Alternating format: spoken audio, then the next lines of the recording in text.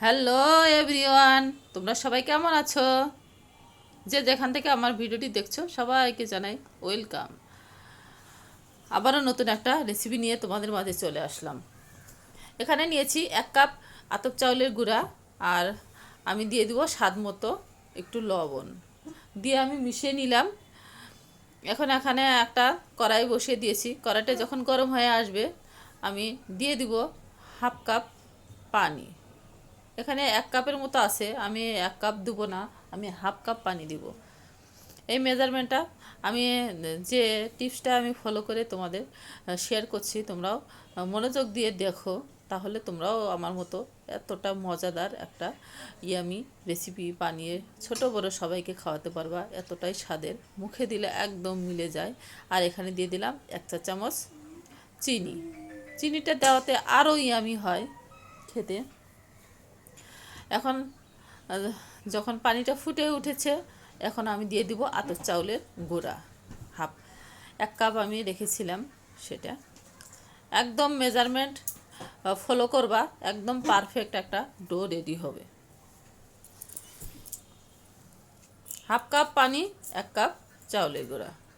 এই মেজারমেন্টটা যদি তোমরা ফলো করো, একবারে পারফেক্ট স্মুথ একটা ডোয়ে পরিণত হবে। দেখো কতটা সুন্দরভাবে সেদ্ধ হয়ে গেছে। এখন যেহেতু আটাটা গরম, আমি অন্য একটা পাত্রে আমি ঢেলে নিব।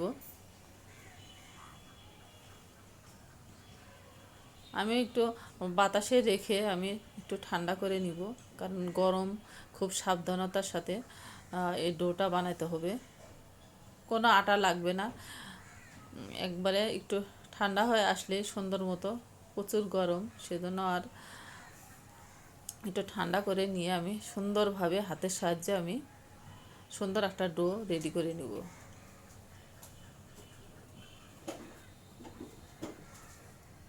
এই তো সুন্দর একটা ডো হয়েছে।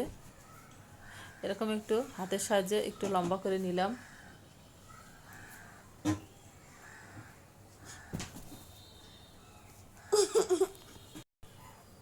দেখো আমি হাতের সাহায্যে একটু একটু করে নিব, একই সাইজের সবগুলো বল করে নিব। তোমাদের একটু একটু দেখাই। এই তো ছোট ছোট করে প্রত্যেকটা আমি ছোট ছোট করে, হয় যে আমি একটা বানিয়ে তোমাদের দেখাইলাম, আবার আর একটা আমি বানাবো। সবগুলো ছোট ছোট করে বানিয়ে নিব এক এক করে।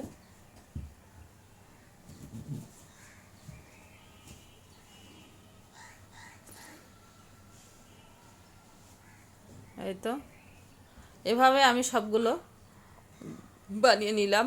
বানানোর সাথে সাথে লেট করা যাবে না, সাথে সাথে রান্নার প্রসেসটা শুরু করে দিতে হবে। এখানে আমি 1/2 কাপ আমি নিয়ে নিলাম চিনি, আর এখানে নিয়ে নিব 2 কাপ পানি।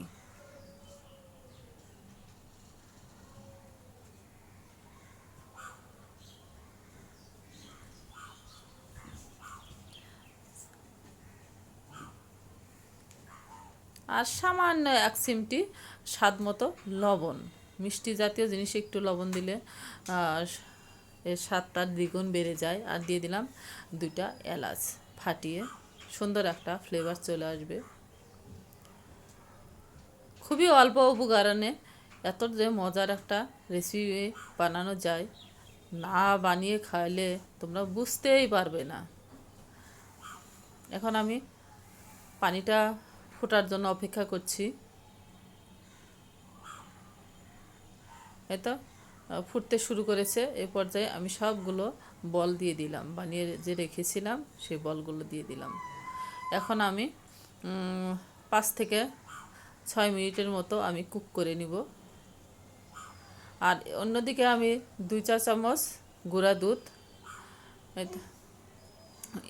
3-4 চামচ পানি দিয়ে, 4 চামচের মতো পানি দিয়ে আমি গুলিয়ে নিলাম। নিয়ে একটু সাইডে রেখে দিলাম। 5 মিনিট পরে আমি সেটা আমি ব্যবহার করব। কোন পর্যায়ে ব্যবহার করব তোমাদের অবশ্যই বলবো।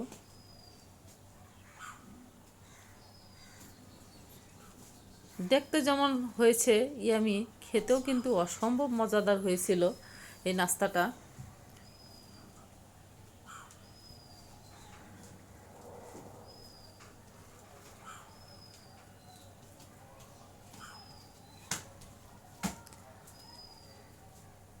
এই তো এই পর্যায়ে আমি চুলার আঁচটা একটু লো করে দিয়ে আমি গুঁড়ো দুধটা যে আমি পানি দিয়ে ব্যাটার তৈরি করেছিলাম সেটা আমি দিয়ে দিলাম, লিকুইড করেছিলাম সেটা আর কি দিয়ে এখন আবারও একটু 2-3 মিনিটের মতো আমি রান্না করে নেব।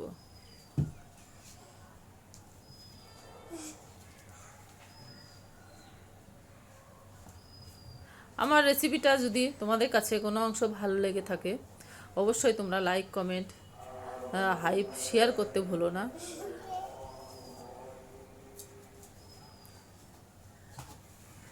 আমি এ পর্যায়ে চুলাটা অফ করে দিলাম। এই তো এখন আমি অন্য একটা পাত্রে ঢেলে নিব, বাটিতে আর কি সলভ করে নিব।